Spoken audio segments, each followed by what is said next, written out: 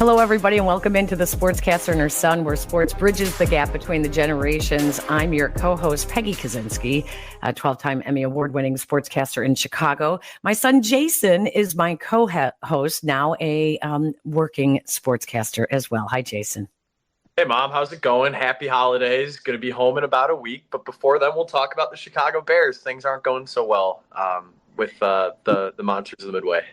No, a 7-game losing streak. They have their second go-around now in the division, coming up with a Monday night football game against the Vikings. They're 0-3 in the NFC North. They had coaching fire for the first time ever in the history of the franchise during the season.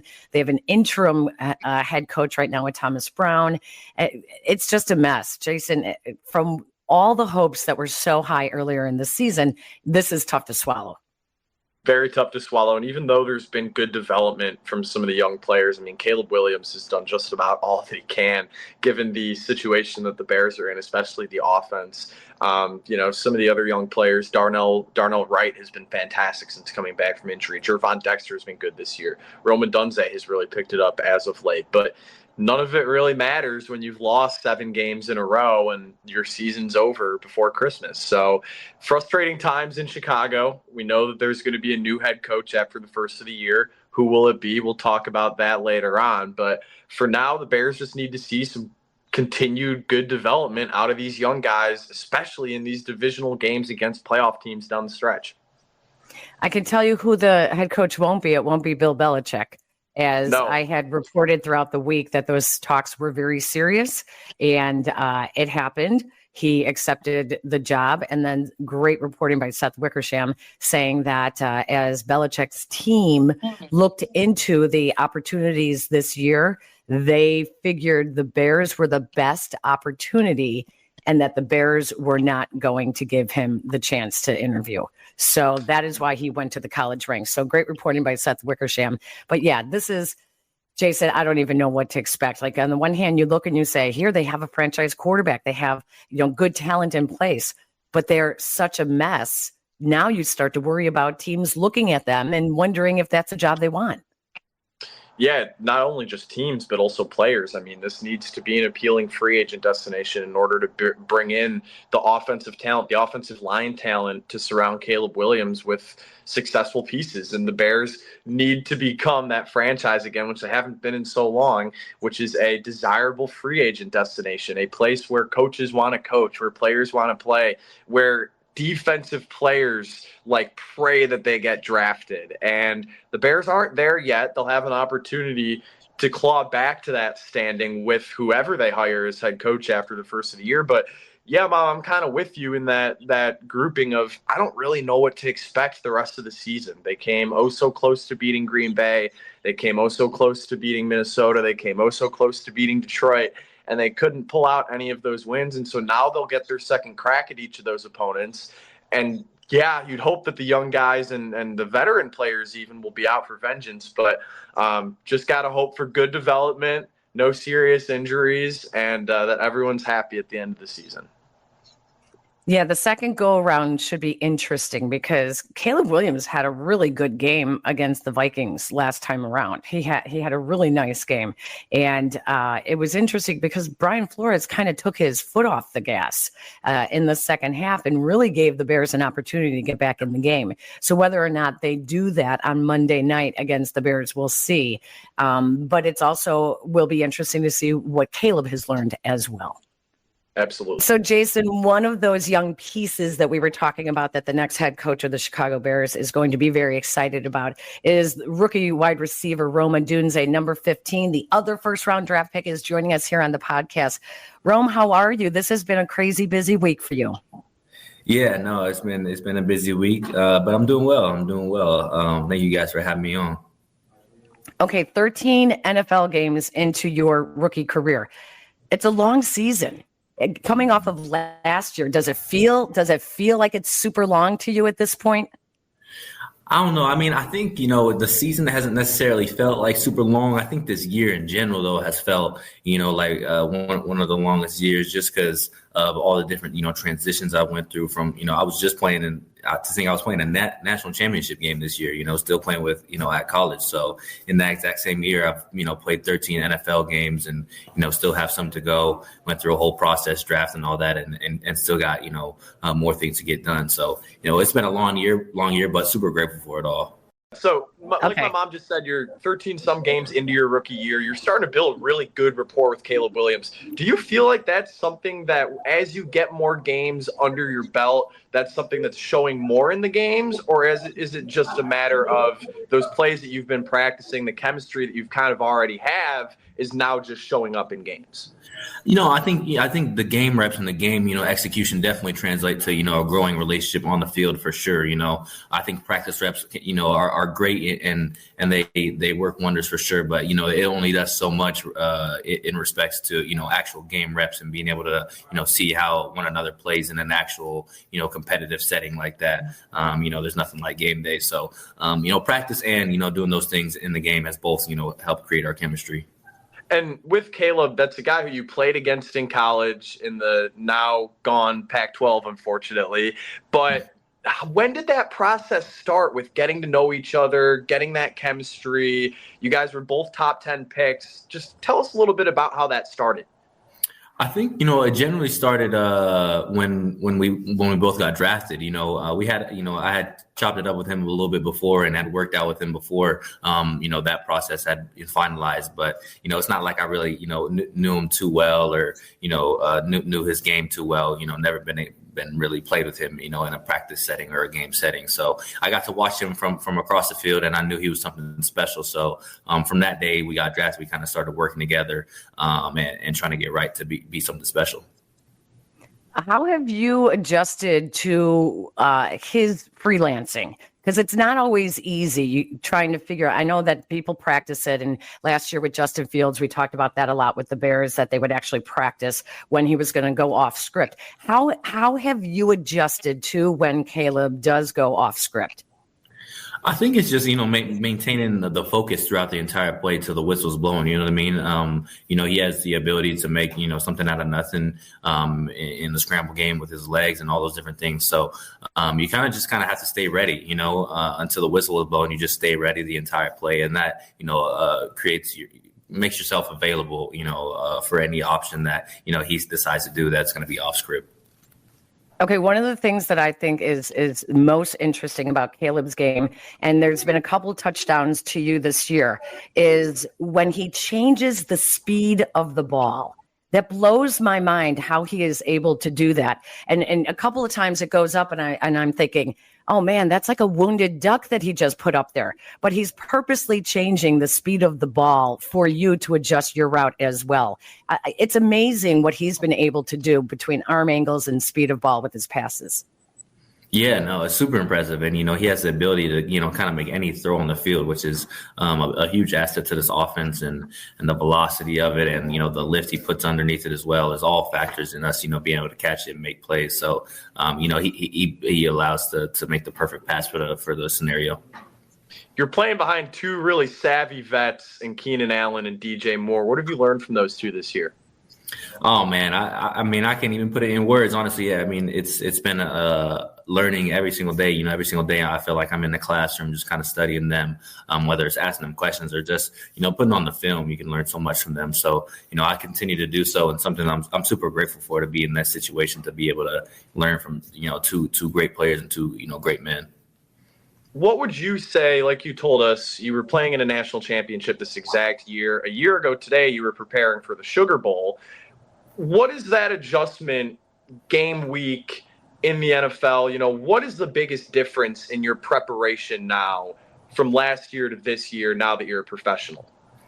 I think it's just a little bit more dialed, a little bit more detailed, a little bit more honed in. I have more time without, having to do school. So, allows for, a different time to be able to, take, extra consideration for the scheme and the playbook that specific week, as well as take care of my body, get into the training room and do all the things necessary to make sure my body's performing at 100%. So doing all those things, I feel like you just have extra time to do the things, football orientated rather than going to class.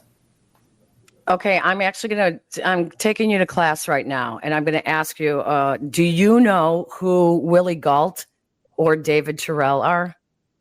Willie Gault, David Terrell. Oh, it's not jogging my memory. Well, I know you were asked a lot after you were drafted about breaking the Bears receiving records. And when you heard how low those numbers were, you were like, yeah, we're going to get that done. Well, Willie Gault was a member of the 85 Bears. He was the last rookie to have two 100-yard receiving games as a rookie. Willie Gault, guy from California. Listen, I'm a little older. He was a good-looking young man. And then David Terrell played at Michigan. And David Terrell, he's the first Bears, he was the last Bears rookie to have two receiving touchdowns in a game. So you have broken both of their records. So you will be in the same conversation now with Willie Gault and David Terrell. So I just wanted to kind of bring you up to school on that. Yeah, no, I appreciate that. I think I heard that, when I had scored the touchdowns and something else with like the 100-yard games as well. So I appreciate you schooling me on that for sure. Shout out to both those guys. Sure they was doing amazing things. Hopefully continue to break more records. Do you and Caleb ever talk about that the opportunity that is in front of you? Because Caleb's already breaking rookie records for Bears quarterbacks, and you're on your way to breaking rookie records for a Bears wide receiver. So do you ever talk about what the possibilities are for you guys as Chicago Bears? Yeah, definitely. We talk about those things, here and there, just talk about the big goals. Of course, we have aspirations of, playing here a long time and having great careers. So with that, comes the different accolades and, huge goals and dreams that we have to, break records and, set our names in stone, and especially at such a historic organization. So, yeah, those are definitely things we talk about and share here and there. But, you can only do that by, focusing on today and doing it one play at a time. So, yeah. Well, I know you were a history major, and I know that your dad loved the Roman Empire. So how does your family like coming to Chicago for your games? Oh, I mean, my mom comes to every game, so it's, she's traveling regardless of where we're going. So, but everybody that comes through, I've had so many different family members, come through. Honestly, every single weekend, it's like I'm like, Mom, who's coming to the game? Like, who we got to figure out tickets for. So it's kind of been a hectic year in that sense. But I got so much support from that end and all those people. So, thanks to them, is the reason I'm here. So they like it though. This cold that we're experiencing right now, I don't know. I don't know if it's cold like this anywhere my relatives live. So it's a little bit different, but they always, enjoy coming watching me play.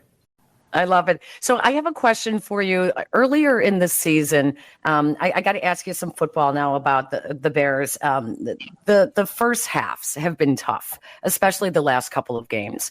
And I know that Mercedes Lewis talked about this around the London game, about the lack of the first 15, that you guys didn't have the set first 15 under your former offensive coordinator.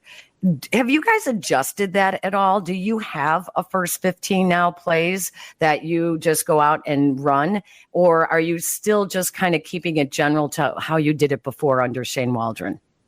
Yeah, we definitely have our starter plays, and we have made our adjustments in that realm of our offense. And, I think a big thing, about it comes down to execution and doing the right things within those plays. And, it's hard to, script everything exactly how it's going to turn out in the game. Those things kind of are rare to turn out exactly how you would think they would. So, we run the plays, and we just got to execute better to be able to move the ball down the field so we can start fast and put ourselves in a position to win the football game. I know as a rookie, there's no way you're going to say to DJ Moore, listen, have you seen my rushing numbers from college? But you should be getting the ball more out of the backfield. I know they're giving it to DJ now, a little bit more out of the backfield, but we got to see a little bit more of you out of the backfield. maybe here and there, anything I can do to, get the offense going and create, some explosive plays. But I don't know, DJ's pretty special when he gets the ball in his hands. So that's hard to compete with, but yeah. You've had ups and downs this rookie year as a team, as a player. What would you say is your biggest goal these last couple games of the season to finish off the year on a high note? Shoot, I just want to win. Honestly, that's my biggest thing. I just want to win football games. disrupt this division, a little bit, and go out with some W's. So that's really the biggest thing for me. All right, you got the Monday Night Lights coming up. They're going to be shining bright. The whole nation's going to be watching. Good luck to you, Rome. Thank you so much for taking the time to join us. We really appreciate it. Yeah, thank you, guys. Thanks for having me. Appreciate you, Peggy, Jason. Nice to meet y'all. Good luck. Thank you. Well, that it's quickly becoming a nice tandem of Caleb Williams and Rome Odunze. I mean, he's had 2 multi-reception games, or touchdown games, I should say, already as a rookie. He's had 2 100-yard receiving games as a rookie. And once I think they both get more comfortable, it's a lot to play that much your first year in the NFL. Yeah. So I think that they're off to a pretty good start, and I think that the future is only going to be bright for both of them, Jason.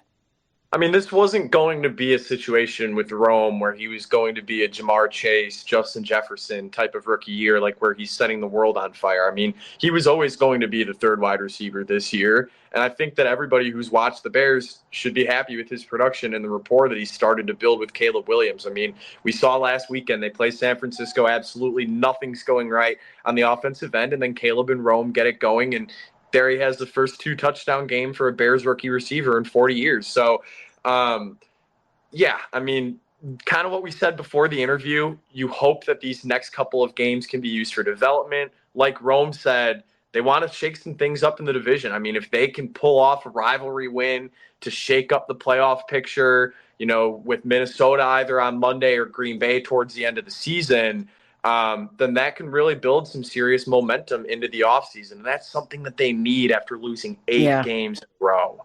Yeah, this has been rough. So it's not anything that, and let's not give them an 8-game losing streak just yet. It's 7 right now. So if they lose Monday night, then it will be 8. But Jason, listen, a lot of people are worried that they may not win another game this season. So it's not that far away. All right, how about some predictions from you? How about some predictions from you? I can't believe I'm saying this on our show. We've had this show for almost 6 years. And for the first time, I'm going to predict that DePaul makes the NCAA tournament for men's basketball. They have looked fantastic this year. They are 7-2. They lost their Big East opener in overtime to Providence, a team that had just bullied them, like the entire Big East, for the last 5 years. I'm a huge fan of this DePaul team. Chris Holtman has done a great job with the staff. Brian Mullins has brought in some Chicago guys that are really playing hard. Connor Enright, and NJ Benson, David Skogman has arguably been their best player. Isaiah Rivera, another local kid. So I am a huge fan of what DePaul is doing. I don't think the Big East is great this year. I can't believe I'm saying this, but I think that there's a world where if they start off good enough, they could creep into that top half of the Big East picture, which makes the tournament. I only think 5 teams in the Big East make the tournament this year. So crazy. Wow, nice. That's a good one. All right, what's your second one? Oh, man, my second one. So we talked Bill Belichick as like the notifications are literally going off on my phone, my iPad, everything right now. My prediction is that this is going to be fun for a year and then it's going to be a disaster. Because right now I have not seen a single actual college coach who he has planned to bring in on staff. And money can buy you temporarily great players, and money can buy you a great transfer portal class. But college sports is all about recruiting, and it's all about culture. And unless he has guys who are going to be boots on the ground at those high school games in rural North Carolina on Friday nights, at those home visits, cocktail hour like Cliff Kingsbury said afterwards, this thing's not going to work. And so I think that they'll be good for a year. He'll bring in this great portal class, and his play calling experience and just general coaching experience will help out a lot. But I want it on record. I don't think this is going to work at the end of the day. It's going to be interesting for sure. A lot of people everyone's watching because they want to see, does this become the trend when guys get fired in the NFL that they go to college? And I mean, he's 72 years old. I know. It's always been like Greg Schiano is the coach at Rutgers, and he does a great job. We're talking about 72-year-old coaches. 72-year-old coaches. If you can run it like a business and run it like the NFL, can it work? I mean, he brought Mike Lombardi there as basically his general manager. That's what these programs are doing now. They're hiring general managers instead of having athletic directors that oversee football. Now they hire general managers as well. We'll see. I know, it's crazy. All right, what's your last prediction? We don't give the Blackhawks any airtime on here, partially because they don't really deserve it. But I'm going to give them one prediction right now. I'm going to say that if they don't make the playoffs next year, Connor Bedard's going to request a trade, because he is as aware as all of us are that his beginning of his career is being wasted away with an incompetent organization. Doesn't matter how great of a city Chicago is. Doesn't matter how nice the fans are. But I'll tell you what, this thing is starting to reach a disaster scenario, because now Luke Richardson's gone. They bring up the Ice Hogs AHL coach. The season's already just about lost. The Blackhawks have fully lost their magic from the dynasty run. I mean, if everything that happened a couple of years ago didn't show that to people, like, the magic is gone. They need to figure this thing out. Sign some top free agents, make a blockbuster trade for another young superstar to pair Bedard with. Chicago is already at risk of losing one of, like, the two great young phenoms in sports that they had handed to them within the last 2 years. There have been little mumblings that he's wants out, could be requesting a trade. I'm just going to call it. It's going to happen. I've seen this before. If they don't figure this out in short order, he's gone before the end of his rookie contract. Never before has it been more obvious than the last few months with Chicago sports that it comes down to the ownership, and ownership has to invest in the team. It's that simple. To have the number of crappy teams that we have in Chicago now, and that Billy Donovan is your longest tenured coach in professional sports in Chicago, that the Bulls are considered your best team, your best professional team. Bulls and Cubs are kind of on the same level, but no postseason. It's awful, but it's never been more apparent until this year how important it is for ownerships of these teams to. You cannot grow old in the job. You have to stay young and ahead of the curve with what everybody else is doing, and you have to spend and overspend. It's that simple. Amen. I completely agree with that, Mom. All right. Our thanks to our producer, Jack McGrath at ESPN Chicago, where the audio version of this podcast always can be found on the ESPN Chicago app. And Jason, if you like this episode, where else can they do to see us and like us and follow us? Anywhere you find your audio, you can find our show. But the two best places are the ESPN Chicago app and YouTube. Like, rate, subscribe as Mom gets a phone call. It helps us. It boosts the algorithm. We love doing this show together. Like I said earlier, we've been almost 6 years strong. And that's thanks in part to our supporters, everybody who's listening at home. So keep it up. Keep sending our stuff to your friends and boosting the algorithm whenever you can. We appreciate it. Absolutely. Check us out on YouTube, as Jason said. Check us out on X at TSAHS Pod. Yep. That's the Sportscaster and her son pod. You can follow Jason at Jason Kinander. You can follow me at ESPN Peggy or at Peggy Kaczynski, depending on your social media platform. That'll do it for this episode. Jason, I sure hope we're talking about something positive with the Bears in the next week. But in the meantime, have a great weekend. Have a great Monday night watching the Bears. And we will see you home for the holidays. Don't tempt me with a good time, Mom. I'll see you next weekend. All right. Take care, everyone. So long.